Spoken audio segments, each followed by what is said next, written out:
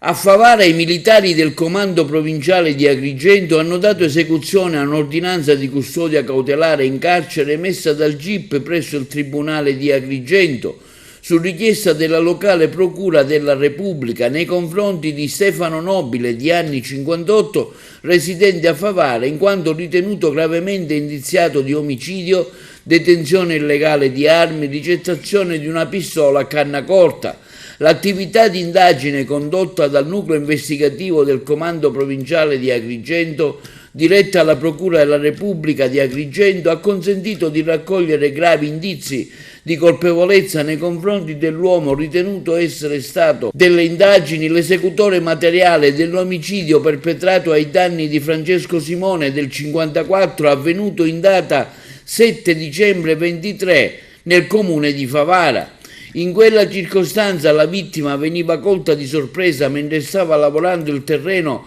della propria abitazione rurale. Il Simone veniva attinto da numerosi colpi di arma da fuoco in diverse parti del corpo che ne hanno causato la morte. L'indagine posta in essere in seguito agli eventi hanno così consentito di raccogliere elementi di colpevolezza a carico di Nobile Stefano, accertare l'attualità delle esigenze cautelari nei confronti del predetto, inquadrandosi il movente dell'omicidio nell'ambito di una preesistente conflittuale rapporto tra vicini di casa in ordine alla materiale gestione di una strada, di un cancello che consentivano l'ingresso alle rispettive abitazioni rurali. Nel corso dell'operazione, che ha consentito l'arresto del Nobile, sono state eseguite perquisizioni personali, domiciliari, finalizzate alla ricerca di ulteriori fonti di prova, fatto salve le responsabilità dell'arrestato, le quali non sono definitivamente accertate, e ultimate le formalità di rito, lo stesso è stato trasferito presso la casa circondariale di Agrigento a disposizione dell'autorità giudiziaria.